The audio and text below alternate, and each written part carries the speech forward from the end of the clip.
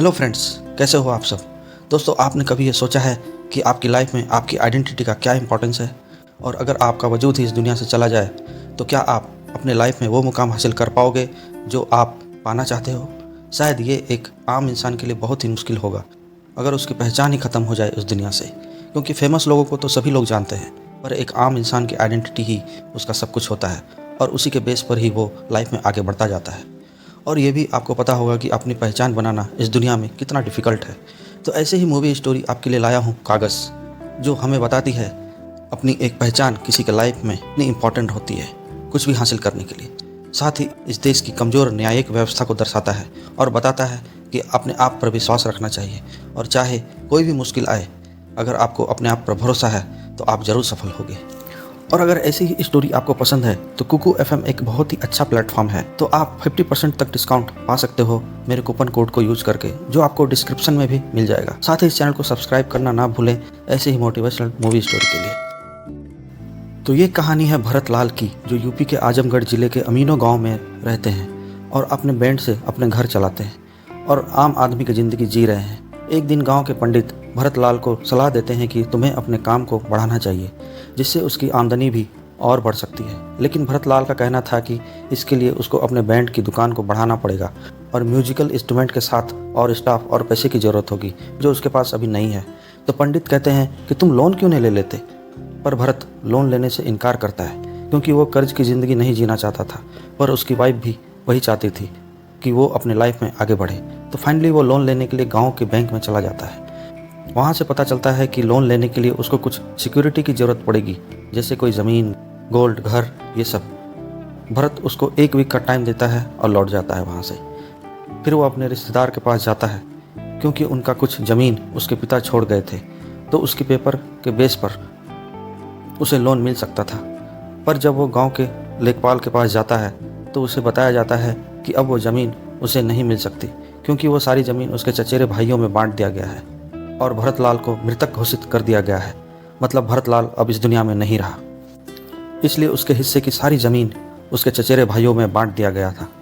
ये सुनकर भरत लाल लेखपाल को कहता है कि ये कैसे हो सकता है, मैं तुम्हारे सामने हूँ, मैं मर कैसे सकता हूँ, तुम तो बचपन के साथी हो, इसे सही करो और मुझे पेपर दे दो। पर वो नहीं मानता और कहता है कि मैं कुछ नहीं कर सकता, ये सरकारी ऑफिस है और ये सरकारी कागज़ कभी झूठ नहीं बोलता है और मैं इसे चेंज भी नहीं कर सकता हूँ, और ऐसा किया तो मुझे पेपर में छेड़छाड़ करने और तुम्हें मृतक इंसान की ज़मीन को हथियाने के जुर्म में जेल भी जाना पड़ सकता है। पर भरत लाल उससे लड़ने लगता है और फिर वो लेखपाल उसे धक्के मार कर बाहर निकाल देता है। फिर भरत लाल अपने रिश्तेदारों के पास जाता है और कहता है कि वो लेखपाल बोल रहा है कि मैं मर चुका हूँ, क्योंकि पेपर पर ऐसा ही लिखा है और सारी ज़मीन आप लोगों ने ले लिया है। उसके चाचा और चाची भी भरत लाल को वही बात बताते हैं कि हाँ, हमने ही कुछ पैसे खिलाकर ये सब करवाया है और हमें लगा कि तुम अब अपने गांव में रहने लगे हो तो ये ज़मीन हम ले लेते हैं। पर भरत को ज़मीन चाहिए थी, लेकिन उसके चचेरे भाई सब उसको धमकाते हैं कि जो इंसान पेपर पर मर चुका है उसे मारना कोई बड़ी बात नहीं है। ये सुनकर भरत लाल काफ़ी डर जाता है और वहाँ से भाग निकलता है। जब वो अपने गाँव पहुँचता है, सबको वो अपनी बात बताता है। सभी लोग अफसोस जाहिर करते हैं, पर साथ ही कुछ लोग उसे अच्छे नज़र से नहीं देखते हैं और गांव के बच्चे भी उसका मजाक बनाते हैं। इससे वो काफ़ी परेशान हो जाता है। अब भरत लाल अपने परेशानी को लेकर गांव के सरपंच के पास जाता है। सरपंच भी उसे नशे में वादा करता है कि मैं तुम्हारी मदद करूंगा, पर जब उसका नशा टूटता है वो अपनी बातों से मुकर जाता है और उसकी मदद करने से इनकार कर देता है। इसके बाद वो हार कर कोर्ट का दरवाज़ा खटखटाता है। वहाँ जाकर वो हर लेवल पर गाँव से लेकर मुख्यमंत्री तक को लेटर लिखता है और अपनी प्रॉब्लम को बताता है और अपने आप को जीवित साबित करने के लिए पूरी कोशिश करता है। पर उसके इतने सारे लेटर का जवाब तो आ रहा था, पर उस पर कुछ एक्शन नहीं कोई ले रहा था। और फाइनली एक दिन देश के प्रधानमंत्री से एक जवाब आता है। ये देखकर सबसे पहले वो अपनी वाइफ रुक्मणी के पास जाता है और काफ़ी खुशी से बताता है कि देखो, देश के प्रधानमंत्री ने जवाब दिया है कि गाँव के लेखपाल उसकी उचित कार्रवाई करेंगे। पर रुक्मणी उसे बोलती है कि तुम बहुत भोले हो, आज 3 साल हो गए तुम्हें लेटर लिखते लिखते, सबने यही कहा कि उचित कार्रवाई करेंगे, पर उससे क्या हुआ, और ना ही तुम आजकल कोई काम कर रहे हो। मुझे काम करना पड़ रहा है, जबकि मैं प्रेगनेंसी से गुजर रही हूँ। तुम्हें ये सब पर ध्यान देना चाहिए कि घर कैसे चलेगा, और तुम कुछ और ही कर रहे हो। ये सब से कुछ हासिल नहीं होने वाला है, और बहुत गुस्सा करती है। पर भरत रुक्मणी को ये बोलता है कि हम दोनों मिलकर ये सब ठीक कर लेंगे, सब ठीक होगा। और जब भरत को बेटी होती है तो अपनी बेटी से भी यही वो वादा करता है कि अपनी बेटी को उसके पिता का नाम जरूर देगा, उसको एक मृत इंसान की बेटी कोई नहीं बोलेगा। अब जब वो कोर्ट जाता है, भरत को साधु राम केवट वकील से मुलाकात होती है। वो भरत को बताते हैं कि तुम्हारी तरह ऐसे बहुत सारे इंसान हैं जो मृतक घोषित कर दिए गए हैं और वो कई वर्षों से कोर्ट के चक्कर लगा रहे हैं, पर उनको न्याय नहीं मिल रहा है। और कुछ लोग से भी मिलवाते हैं जो केस लड़ते लड़ते बूढ़े भी हो गए हैं और अभी तक वो जिंदा लोगों में अपनी पहचान नहीं बना पाए हैं। अब साधु राम भरत को कहते हैं कि मैं तुम्हारा केस लड़ सकता हूँ, लेकिन यहाँ कदम कदम पर पैसे की ज़रूरत पड़ेगी, तुम ला पाओगे? भरत एग्री हो जाता है और कहता है कि मैं किसी तरह से व्यवस्था कर लूँगा। अब साधु राम भरत का केस फाइल करने में लग जाते हैं और ये बात रुक्मणी को भरत बताते हैं कि मुझे एक वकील मिल गया है जो ऐसे केसेस का बहुत बड़ा जानकार है, वो मेरी मदद करेंगे। पर इधर भरत की जेब भी खाली हो रही थी, यहाँ तक कि उसे सारे अपने बैंड के म्यूजिकल इंस्ट्रूमेंट भी बेचने पड़ते हैं। केवल एक इंस्ट्रूमेंट अपने पास रखता है क्योंकि वो एक बैंड वाला था और वो उसके काफ़ी करीब था और दुख दर्द का साथी भी था। अब भरत काफ़ी उदास हो जाता है क्योंकि कुछ भी आगे नहीं हो पा रहा था। ये सब देखकर रुक्मणी भरत को बोलती है कि तुम ये सब छोड़ दो, मेरे लिए तुम जिंदा हो और मुझे इससे ज़्यादा कुछ भी नहीं चाहिए। मैं तुम्हें ऐसे नहीं देख सकती हूँ, सब कुछ तो गवा चुके हो। भरत कहता है मैं इतना कोशिश कर रहा हूँ और वकील साहब भी बहुत कोशिश कर रहे हैं, तो हमें हिम्मत रखना चाहिए। अब भरत को यह समझ आ गया था कि यह सब इतना आसान नहीं है और उसे कुछ अलग करना होगा अपनी पहचान पाने के लिए। अब वो गांव के एमएलए श्रीमती अशरफी देवी के रैली के आगे बैठ जाता है। जब गांव के लोग उसे देखते हैं, उसे साइड कर देते हैं, पर वहाँ के पत्रकार की नज़र में ये सब आ जाता है और वो लोग पेपर पर फ्रंट पेज में ही भरत की स्टोरी छाप देते हैं। ये सब देखकर अशरफी देवी भरत लाल कौन है उसका पता लगाने की बात करती है। इधर पत्रकार भरत को ढूंढते हैं क्योंकि उनको और भी जानकारी चाहिए रहती है एक मृतक इंसान की, पर भरत ये सब नहीं चाहता। ऑलरेडी उसकी बहुत बेइज्जती हो रही थी और वो अपना मजाक बनना नहीं देखना चाहता था। पर वो जर्नलिस्ट उसे बताती है कि कोई भी बात गलत नहीं लिखी जाएगी, जो आप बोलोगे वही हम लिखेंगे और आपके दर्द को हम पूरी तरह से समझते हैं। ये सब सुनकर भरत एग्री हो जाता है और उसकी फुल स्टोरी पेपर में आ जाती है। ये सब देखकर अशरफी देवी उस जर्नलिस्ट को बुलाती है और भरत के बारे में जानकारी लेती है और वह जर्नलिस्ट अशरफी देवी को इस पर ध्यान देने के लिए बोलती है और कहती है कि भरत को अपना हक मिलना चाहिए। इधर भरत को पता चलता है कि उसके जैसे एक मृतक की मौत हो गई है जो बहुत सालों से जिंदा होने के केस लड़ रहा था, जिससे साधु राम ने कोर्ट में मिलवाया भी था। ये सबसे भरत को काफ़ी धक्का लगता है और सोचता है कि मैं ऐसी मौत नहीं मरना चाहता। अब मुझे सही तरीके से ना सही गलत तरीके से कुछ करना होगा। अब वो अपने चचेरे भाई के बेटे सुशील को बहलाकर अगवा कर लेता है और फ़ोन करके उनको बताता है कि मैंने तुम्हारे बेटे को अगवा कर लिया है और उसे मारने की धमकी भी देता है ताकि उसकी रिपोर्ट वो पुलिस स्टेशन में लिखवाए और किसी तरह सरकारी कागज़ पर उसका नाम आ जाए। पर उसकी चाची बहुत चालाक रहती है और उसे ये सब खेल भरत का समझ आ जाता है और अपने बेटे को कुछ भी करने से मना कर देती है। अब भरत अपने भाइयों को कहता है कि मैंने सुशील को मार दिया है। अब जब वो लोग वहाँ पहुँचते हैं, उनको खून से लथपथ शर्ट मिलता है, पर पता चलता है कि ये कोई बकरे का खून लगा हुआ है। और जब फाइनली वो लोग कोई केस नहीं करते हैं, भरत सुशील को खुद ही वापस भेज देता है, पर उसके चचेरे भाई सब उसे मारने लगते हैं। किसी तरह वो जान बचाकर खुद ही चोट लगा के पुलिस स्टेशन पहुंच जाता है और पुलिस को सब बताता है और कहता है कि मैंने अपहरण किया था, मुझे जेल में डाल दो। पर पुलिस भी मना कर देती है, कहता है कहीं नदी तालाब में जाके मर जाओ, मैं तुम्हें ऐसे डायरेक्ट नहीं जेल में डाल सकता, क्योंकि वो भी उसके चचेरे भाइयों से मिला होता है। अब तो गलत काम करके भी भरत का कुछ नहीं हो पा रहा था। जब वो अशरफी देवी के पास जाता है, वो उसे सलाह देती है कि तुम अपने नाम के पीछे मृतक लगा लो तो लोग तुम्हें इससे जान जाएंगे। ये बात भरत को बहुत अच्छी लगती है और वो अपने नाम के आगे मृतक लगा लेता है और नाम चेंज कर लेता है। सारे गांव वालों को जब ये बात पता चलती है, उसके पास के गांव के और भी कुछ लोग जुट जाते हैं जो उसके जैसे ही जिंदा थे पर मृतक घोषित कर दिए गए थे। धीरे धीरे हम देखते हैं कि भरत लाल एक पॉपुलर फेस बन जाता है और सारे मृतक लोगों को मिलाकर अशरफी देवी के सपोर्ट से अखिल भारतीय मृतक संघ की स्थापना करता है। धीरे धीरे भरतलाल की पॉपुलैरिटी आसमान छू रही थी। तभी वहाँ के विधायक उसकी पॉपुलैरिटी को देखकर कहता है कि इसको मैं देख लूँगा, और भरत के चचेरे भाई भी उस विधायक से मिले होते हैं और मिलके भरत को गिराने में लग जाते हैं। साधु राम की भी आमदनी बढ़ जाती है भरत के केस की वजह से, और वो अपना टेबल कोर्ट में डाल देता है।